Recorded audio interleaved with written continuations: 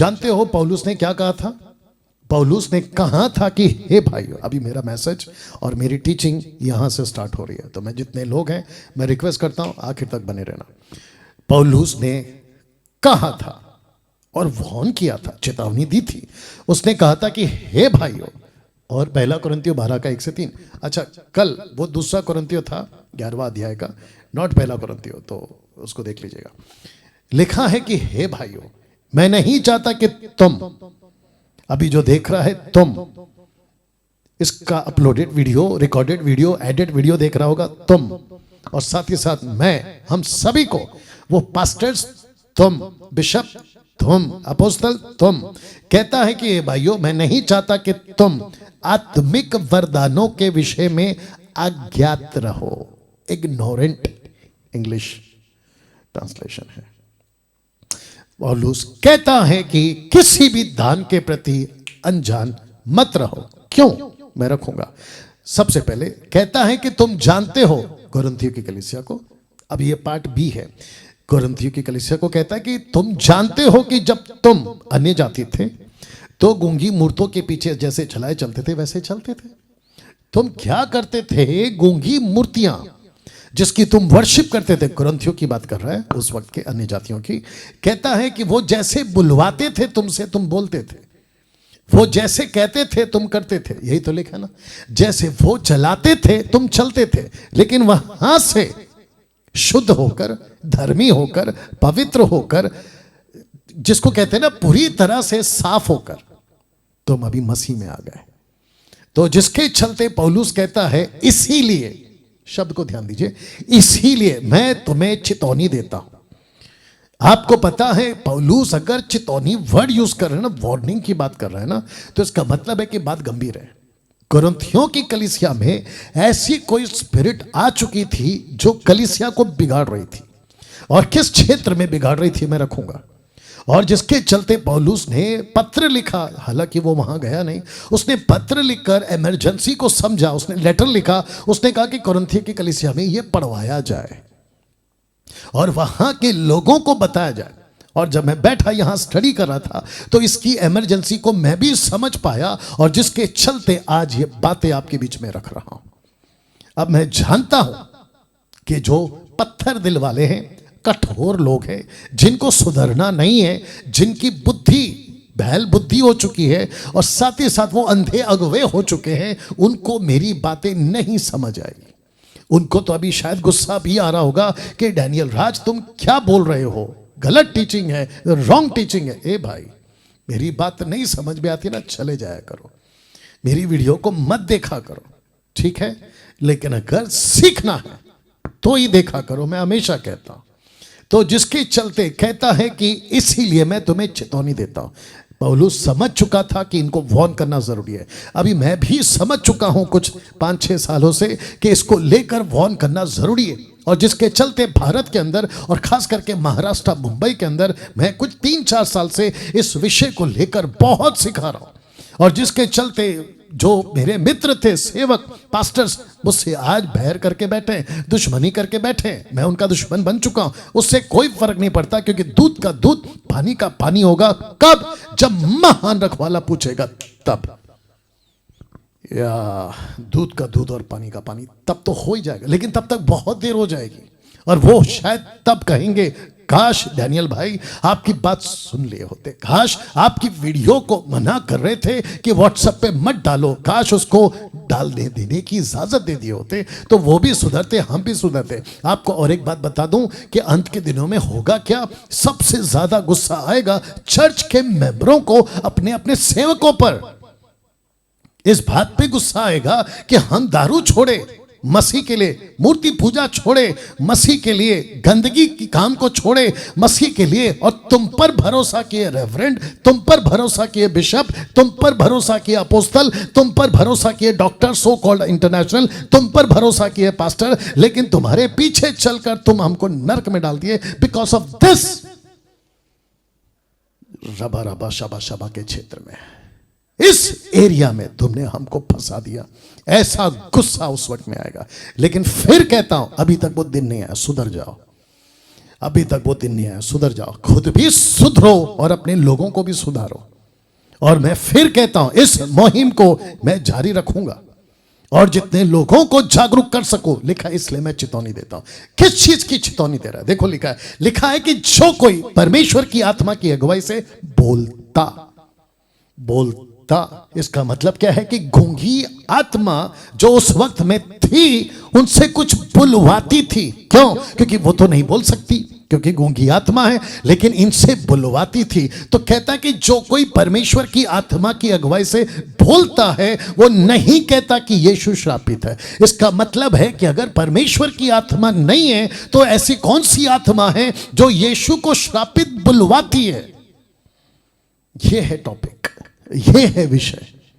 और आप जो रबा रबा शबा शबा करते हो ना, उससे दुष्ट आत्मा भारत के बाहर जितनी भी कलीसियां हैं उनसे बुलवाती क्या है? कभी एक बार बैठ के सोचो। जिसको तुम खुद नहीं समझते, 90% ढंग स्पीकर को लाइन से खड़ा करके पूछो, ब्रदर सिस्टर पास्टर अपोस्टल जो भी है, उनको पूछो कि सर आप जो बोल रहे हैं आप उसको समझते हैं? आप उसको समझते हैं? खुद समझते हैं? नहीं समझते। तो जो खुद नहीं समझता तो फिर वो बोल क्या रहा है? या इंटरप्रेटर की बात नहीं करना, क्योंकि इंटरप्रेटर तुम्हारे उस रबा रबा के लिए नहीं दिया गया, ग्लोसा के लिए दिया गया। लिखा है, इसीलिए चुनौती देता हूं। चुनौती किस बात की है? कि जो कोई परमेश्वर की आत्मा की अगुवाई से बोलता है वो नहीं कहता कि यीशु श्रापित है। अब इसको सुनो। और ना कोई पवित्र आत्मा के बिना कह सकता है कि यीशु प्रभु है। तो यहां ऐसी कौन सी आत्मा है जो श्रापित बुलवा रही है, और यहां पर ऐसी आत्मा है जो यीशु को प्रभु बुला रही है। इसका मतलब है कि यहां आत्मा कहती है श्रापित बोलो, और यहां प्रभु की आत्मा कहती है कि यीशु को प्रभु बोलो। तो जो गलत आत्मा है यहां पे वो नहीं कहेगी कभी भी आपसे कि यीशु को प्रभु कहो, और जो सही आत्मा है वो कभी नहीं कहेगी कि यीशु को श्रापित बोलो। You understood now? या पौलुस समझ चुका था। अब इसको देखिएगा। Are you ready for this? मैं रिक्वेस्ट करता हूं कि कम से कम 755 के आसपास आप लोग लाइव हैं। आखिर तक देखना, 9 बजे के आसपास खत्म करूंगा। दोस्तों, पौलुस समझ चुका था कि अन्य जातियों की गूंगी आत्मा अपना काम कर रही है। यह चित्र आपको समझाने के लिए रखा है। हर संडे वर्शिप के टाइम पे, सीक्रेट प्रेयर टाइम पे आपका 8-8 घंटा, 6-6 घंटा, 2-2 घंटा, आधा-आधा घंटा आपसे पौलुस समझ चुका था कोरिन्थियों की कलीसिया में कि ऐसी कोई स्पिरिट है जो उनसे यीशु को श्रापित बुलवा रही है। मैं रखूंगा आगे और मसाला, मेरे साथ बने रहो।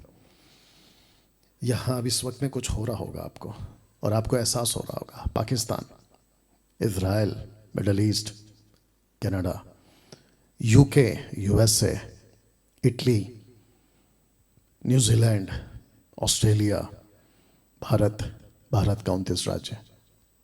ध्यान से सुनो। पौलुस समझ चुका था कि ऐसी कोई स्पिरिट, गूंगी आत्मा यीशु को श्रापित बुलवा रही है। आपके 8-8 घंटे की प्रार्थना में, 6-6 घंटे की प्रार्थना में। मुझे ताज्जुब हुआ जब मैंने कुछ लोगों को सुना।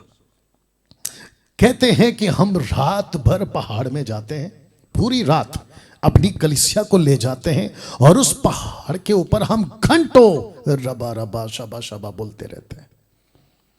तो इसका मतलब क्या है? पौलुस कहता है कि चेतावनी देता हूं कि जो कोई परमेश्वर की आत्मा की अगुवाई से बोलता है वो नहीं कहता कि यीशु श्रापित है। तो इसको अभी उल्टा करते हैं। जो कोई परमेश्वर की आत्मा की अगुवाई से नहीं बोलता वो पक्का कहता है कि यीशु श्रापित है। और जिसके चलते वो कहता है कि वो समझ चुका था कि गूंगी आत्मा कोरिन्थियों की कलीसिया में काम कर रही है और वो उनसे कुछ बुलवा रही है। You understand? अब इसको देखिए। शैतान आपसे यीशु को श्रापित बुलवाता है या बुलवाएगा। आपको रेफरेंस चाहिए? अभी दे रहा हूं। आप जानते हो प्रकाशित वाक्य 13:5 में क्या लिखा है? लिखा है कि एंटी क्राइस्ट को बड़े बोल बोलने और निंदा करने के लिए उसे एक मुंह दिया गया। मुंह दिया गया। अब ये क्या है फिर? ये मुंह है गूंगी आत्माओं का।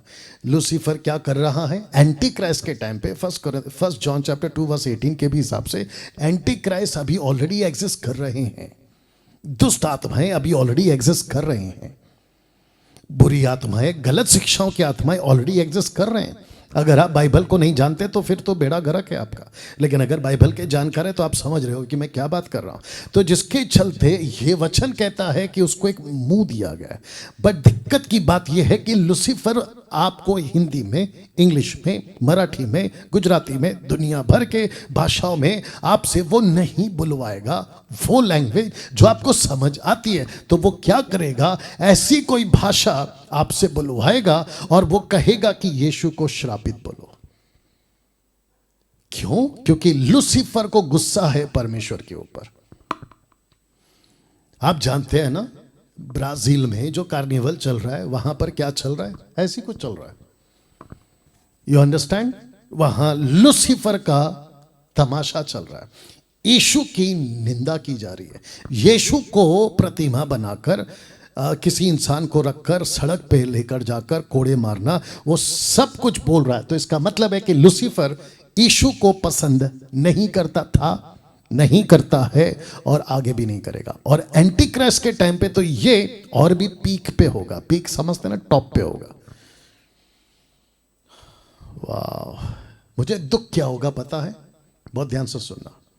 जितने भी टंग स्पीकर्स है ना, जिब्रिश वाले, तुम तो भूल जाओ कि तुम रैप्चर में उठाए जाओगे। पहली बात तो ये है, क्योंकि जब यीशु आएगा ना बादलों पे मध्य आकाश में, तो वो तो उसकी तुरी फूकी जाएगी और आप जैसे ही देखोगे कि सब एक एक करके गायब हो रहे हैं, आपको तो पता चली जाएगा। लेकिन आपके मन में प्रश्न ये उठेगा कि ओके, ये जो जीसस है क्या ये टंग्स बोलता है? रबा रबा। और जैसे ही पता चला ये नहीं बोलता है, आप वैसे ही उसका इनकार कर दोगे। तो फिर से कहता भूल जाओ कि आप रैप्चर में जाओगे, ये तो भूल जाओ आप। लेकिन दुख की बात यह होगी कि इसके टाइम पे, एंटी क्राइस्ट के टाइम पे, जब इसको मुंह दिया जाएगा परमेश्वर की निंदा करने के लिए, यीशु को श्रापित बुलवाने के लिए, जब ये अपना मुंह खोलेगा और ऐसी स्पिरिट आएगी ना, तब उस दिन, इसके वक्त में आपका जिब्रिश बहुत काम आएगा इस आदमी को। तब ये कहेगा भर भर के निंदा करो। किसकी? परमेश्वर की। भर भर के गालियां दो। किसको? परमेश्वर को। ऐसा काम करवाएगा। इस बात का मुझे आपके लिए दुख होगा। आज आप पवित्र पवित्र पवित्र बोलते हो ना हिंदी में, इंग्लिश में होली होली होली, लेकिन जैसे ही आपके अंदर वो स्पिरिट आती है, आप रबा रबा रबा रबा करने लगते हो। पवित्र पवित्र बोल रहे थे, अचानक से रबा रबा। तो ये लूसीफर कहता है कि हे, नहीं बोलना पवित्र पवित्र, क्योंकि तुमको तो पता है कि पवित्र मतलब परमेश्वर को बोल रहे हो, हिंदी में, पंजाबी में, गुजराती में, इंग्लिश में। लेकिन जैसे उसको पता चलता है वो आपकी भाषा चेंज करवा देता है। कभी नोट किया था? यस। और ऐसा झटका देता है, जो कल मैंने आपको फोटो दिखाया, ऐसा झटका देके तुमको नीचे गिराता है। आज रखूंगा। इसीलिए पौलुस ने चेतावनी दी थी, मैं नहीं चाहता कि तुम आत्मिक वरदानों के विषय में अज्ञात रहो। अभी तक कैसे लग रहा है? अभी तक कैसे लग रहा है? मैं जानता हूं कि अभी यूट्यूब पे ऐसे लोग भी बैठे होंगे, अभी सुन रहे होंगे, जो आप स्पीकिंग इन जिब्रिश टंग्स के सपोर्ट में, और आपको मेरी बातें आपको भी पता है कैसा महसूस हो रहा होगा, लेकिन उसके बावजूद कहता हूं कि धीरज रख के जरा सुन लो। आज आपका परिवर्तन हो सकता है। इसलिए पौलुस ने चेतावनी दी थी ना। दूसरा कुरिन्थियों 2:11 मैं चाहता हूं कि आप इसको पढ़ें। लिखा है कि शैतान का हम पर दाव ना चले। तो इसका मतलब क्या है कि वो दाव चलता है। कहता है कि शैतान का हम पर दाव ना चले, क्योंकि हम, पौलुस कहता है, उसकी युक्तियों से अनजान नहीं है। तो इसका मतलब है कि वो स्ट्रैटेजी बनाता है, रणनीति बनाता है, किसको कब पकड़ना है, किसको क्या पकड़ना है, कैसे उसको पकड़ के रखना है। ऐसे करके पौलुस को पता चल चुका था कुरिन्थियों की कलीसिया में। तो जिसके चलते आपके बीच में अभी कुछ रखने जा रहा हूं। पास्टर डैनियल, लूसीफर का यानी कि शैतान का दाव चल चुका है, युक्तियां आ चुकी हैं। यह कैसे पॉसिबल है? लूसीफर ऐसा क्यों करेगा? आपके मन में प्रश्न उठ रहा है ना, लूसीफर कलीसिया को ऐसा क्यों बहकाएगा? आपके मन में प्रश्न चल रहा है ना, तो इसको पढ़ो। प्रकाशित वाक्य 12:9, रेवलेशन चैप्टर 12:9 लिखा है कि वह बड़ा अजगर अर्थात वही पुराना सांप। ये कौन सा सांप है? जिसने हव्वा को फंसा है। ये कौन सा सांप है जिसने आदम को फंसा है। ये कौन सा सांप है? ये वही सांप है। लिखा है इब्लीस अर्थात इब्लीस जो शैतान कहलाता है। अब इसको पढ़िए, सारे संसार का भरमाने वाला। अगर वो पूरे दुनिया को भरमा सकता है तो क्या वो आपके लिए रणनीति नहीं बना सकता? इसका प्रकाशन पौलुस को मिल चुका था। ये वही पौलुस है, दूसरे कुरिन्थियों 12वें अध्याय में कहता है कि मैं घमंड नहीं करता, लेकिन मैं घमंड करूं तो मैं दर्शनों का घमंड करूंगा। मुझे जो प्रकाशन मिले उसका घमंड करूंगा। वो कहता है कि मैं एक आदमी को जानता हूं जो स्वर्ग और तीसरे स्वर्ग तक गया है। वहां पर ऐसी ऐसी बातें सुनिए जिसका जबान पे लाना ठीक नहीं है। बताइए, तो जिसके चलते ये व्यक्ति को पता चल चुका था कि कुरिन्थियों की कलीसिया में कुछ भी ठीक नहीं चल रहा है। प्रकाशित वाक्य की किताब 2 अध्याय में 3 अध्याय में यीशु ने क्या कहा 7 कलीसियाओं से बात करते वक्त में? उसने क्या कहा था कि तुम वहां रहते हो जहां शैतान का इलाका है। याद आया कि नहीं आया? और आज पूरी दुनिया को शैतान क्या कर रहा है? भरमा रहा है। आप लोगों का प्रॉब्लम क्या है पता है? आप लोग बाइबल पढ़ते नहीं हो। आप लोग सुनते बहुत हो दूसरों को, अफ्रीका वाले, अमेरिका वाले। मैंने कल क्या कहा था? आप लोग पागल हो जाते हो जब पावर सामर्थ मंच के ऊपर किसी को धूम धड़ाका करते देखते हो ना, तो वहीं पे तुम पागल हो जाते हो। आज पूरी पब्लिक न्यूज में बागेश्वर बाबा, लाखों लोग आ रहे हैं, लाखों लोग आ रहे हैं। बीच में था कोई हनीप्रीत वाला कोई, वो जेल गया। फिर उसके पहले कोई आशाराम जो भी बाबा था वो जेल में। अभी ऐसे मसीह लोगों के अंदर भी कई बाबा लोग उठ रहे हैं। उसको जब तुम देखते हो अंध श्रद्धा के चक्कर में, अंध भक्ति के चक्कर में, सुपरस्टिशियस के चक्कर में तुम पागल हो जाते हो। अरे भाई क्या कहते हैं, थेल निकल रहा है बाइबल से, चलो वहां से थेल लेकर आए। क्या मूर्खता है? परमेश्वर का दास जो है उसके पैर को छूने से आशीष आती है। बीच में कल जब प्रोग्राम खत्म हो गया तो सिस्टर एडलिन जो छत्तीसगढ़ की कोऑर्डिनेटर है वो मुझे कह रही थी कि पास्टर डैनियल मैंने एक ऐसा वीडियो देखा है कि अफ्रीका के अंदर एक पास्टर है जो अपने थूक को कहता है कि ये ब्लेसेड स्पिट है, ब्लेसेड थूक। माय गुडनेस, कहता है कि वो थूक को लोग ले रहे थे। कहते हैं कि इसको थूक को अपने माथे पे लगाओ या अपने ऊपर लगाओ, तुमको ब्लेसिंग मिलेगी। देखिए क्या मूर्खता चल रही है। कुछ लोगों ने पंजाब की एक वीडियो देखी, भेजी थी मेरे पास में, जहां मिठाई खाओ, ब्लेसेड मिठाई है। कहते वो मिठाई खाओगे आपको आशीष मिलेगी, आपके बच्चे हो जाएंगे। वाह बेटा, ये सब तमाशा चल रहा है। तो इसको कहते हैं भरमाए जा रहे हैं। लेकिन इसके बीच में कुछ अच्छा हो रहा है। मुझ जैसे 10% के लिए कुछ अच्छा हो रहा है। आप जितने लोग अभी देख रहे हैं लाइव और रिकॉर्डेड वीडियो, आपके लिए कुछ अच्छा हो रहा है। पास्टर डैनियल वो क्या है? यीशु आपके लिए प्रार्थना कर रहा है। और वो प्रार्थना क्या है? ये विनती नहीं करता कि तू उन्हें जगत से उठा ले, परंतु यह कि तू उन्हें उस दुष्ट से बचाए रख जो जगत को भरमा रहा है। यीशु ऐसी प्रार्थना करता था। लूका 22:31 से 32 तक में, शिमोन, हे शिमोन, देख शैतान ने तुम लोगों को मांग लिया कि गेहूं की नाई फटके, परंतु मैंने तेरे लिए विनती की है कि तेरा विश्वास जाता ना रहे।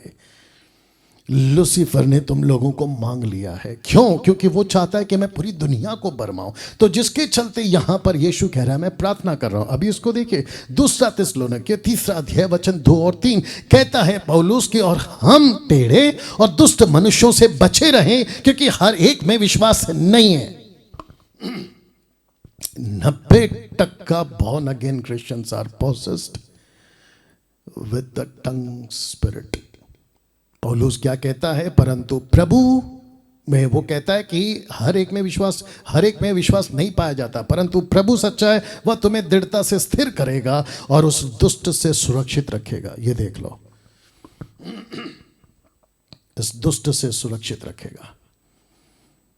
आप समझ रहे हैं? अभी जो 850 लोग लाइव देख रहे हैं, मैं आपसे बात कर रहा हूं। ये है प्रार्थना पौलुस की, ये है प्रार्थना यीशु की, ये है प्रार्थना यीशु की पूरे दुनिया के लिए। क्यों? क्योंकि यीशु को भी पता था कि इस पृथ्वी के ऊपर, यीशु ने कहा भी, अगर आपको याद होगा यूहन्ना की किताब उसका 14:30 में यीशु कहता है मैं जा रहा हूं और इस संसार का प्रिंस ऑफ द वर्ल्ड आ रहा है। पहला यूहन्ना 5:19 क्या कहता है? ये पूरी दुनिया इसके वश में पड़ी हुई है। और ये क्या करता है साहब, रख रहा हूं, ये क्या करता है बता देता हूं। तो मैं चाहता हूं कि आप इसको देखो कि शैतान का सबसे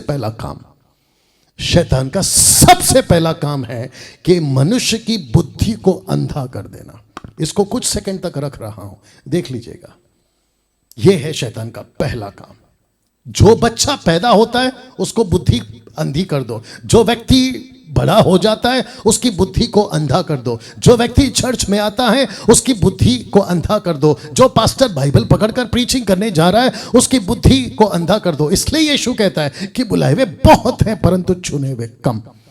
परमेश्वर का धन्यवाद हो मसीह मंथन बैठक के लिए, जिसके लिए यीशु मसीह प्रार्थना कर रहा है। मैं प्रार्थना करता हूं, यीशु कहता है कि तू उन्हें दुष्ट से बचा के रख। मैं चाहता हूं कि मुझ जैसे 10% पास्टर्स, मुझ जैसे 10% अपोस्टल्स, मुझ जैसे 10% सेवक जो खरी प्रचार को करते हैं, 5-fold मिनिस्ट्री के दायरे से बात कर रहा हूं, नहीं तो अपोस्तल का कॉन्सेप्ट को मैं नहीं मानता। और वो सभी जो यीशु के, परमेश्वर के वचन के दीवाने, खरी शिक्षाओं के दीवाने, यीशु ने आपके लिए प्रार्थना किया है, आप लोग धन्य हैं, बच गए। और जो मुझे सुनते हैं या मुझ जैसे 10% के प्रचार को सुनते हैं, परमेश्वर कहता है कि घबराओ मत, मैं तुम्हारे लिए प्रार्थना कर रहा हूं क्योंकि तुम इसके झांसे में नहीं आओ। इसलिए पौलुस कहता है, माफ कर, हाँ ऑफ कोर्स पौलुस कहता है, the book of Hebrew chapter 4:7 कहता है कि यदि तुम आज उसकी आत्मा की आवाज़ सुनो तो अपने मन को कठोर मत करो। तो जितने लोग देख रहे हैं, मैं आपको कहना चाहता हूं, अपने मन को कठोर मत करो, नम्र बनो, सुधरो। जो टीचिंग तुमने ली है ना, जिसका तुम ढिंढोरा पीटते हो कि स्पीकिंग इन टंग्स, रबा रबा, ये सही है, तुमने कहां से सीखा पता है? अफ्रीका से। तुम्हारी अगर हिम्मत होगी ना तो इसको पढ़ लो एक बार, क्योंकि जो पट्टी उन लोगों ने तुमको पढ़ाई है ना, तुम उसी पट्टी की भाषा बात कर रहे हो।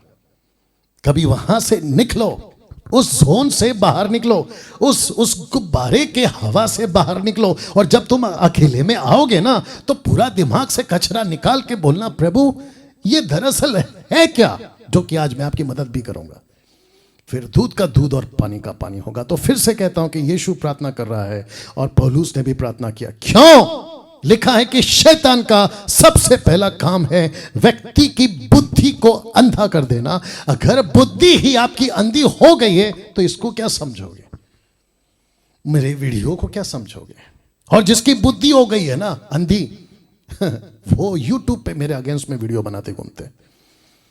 या मैं वापस कहता हूं, कुत्ते भौंकते रहेंगे, मैं अपनी स्पीड बढ़ाता रहूंगा।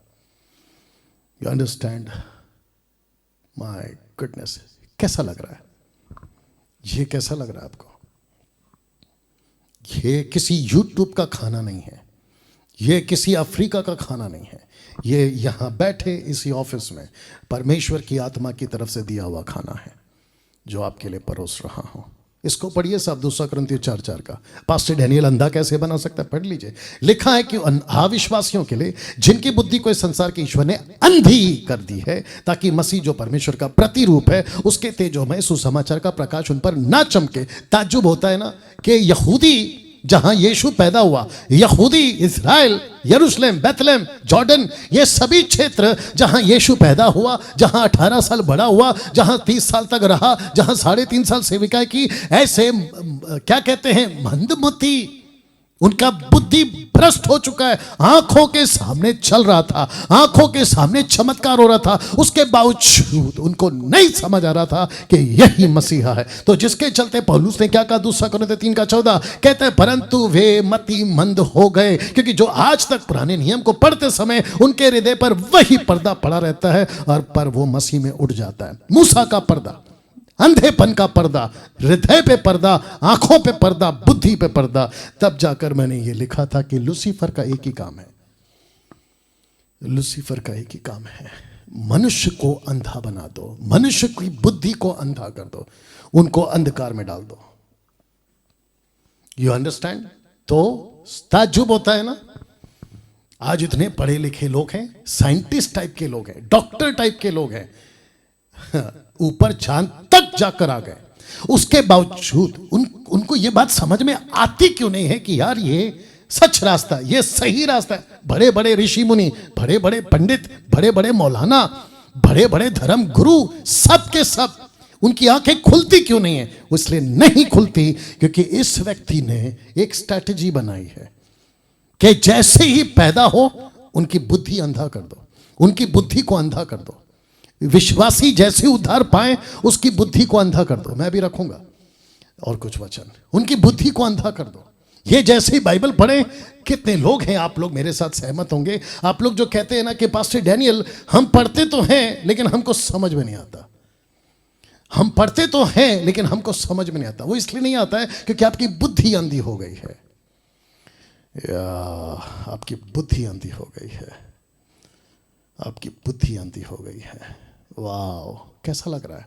तो जिसके चलते ये दो वचन आपके बीच में रखा है ना। यीशु की शिक्षा जब वो प्रचार कर रहे थे, देखो उन्होंने क्या कहा। कहता है कि उनको जाने दो, वे अंधे मार्ग दिखाने वाले हैं, और अंधा यदि अंधे को मार्ग दिखाए तो दोनों गड्ढे में गिरेंगे। लूका की किताब उसका 6:39 कहता है, फिर उसने उनसे एक दृष्टांत कहा, क्या अंधा अंधे को मार्ग बता सकता है? क्या दोनों गड्ढे में नहीं गिरेंगे? तो यहां पे अंधा और अंधे, रिपीट कर रहा हूं, अंधा और अंधे। अंधा कौन है? अगुआ। अंधे कौन है? उसकी भेड़े, उसके लोग, जो अंधा अगुआ है उसके। मैंने आपसे क्या कहा था कि अंत के दिनों में उन लोगों को बड़ा गुस्सा आएगा। किसको? उन लोगों को, चर्च के लोगों को, जो पास्टर के पीछे चल चल कर उन्होंने जो है गलत शिक्षाओं को हासिल किया। तो इसको कहते हैं कि अंधे के पीछे चलोगे तो सब गड्ढे में गिरेंगे, सब गड्ढे में गिरेंगे। आज सबसे ज्यादा अंधापन वचन को लेकर चल रहा है।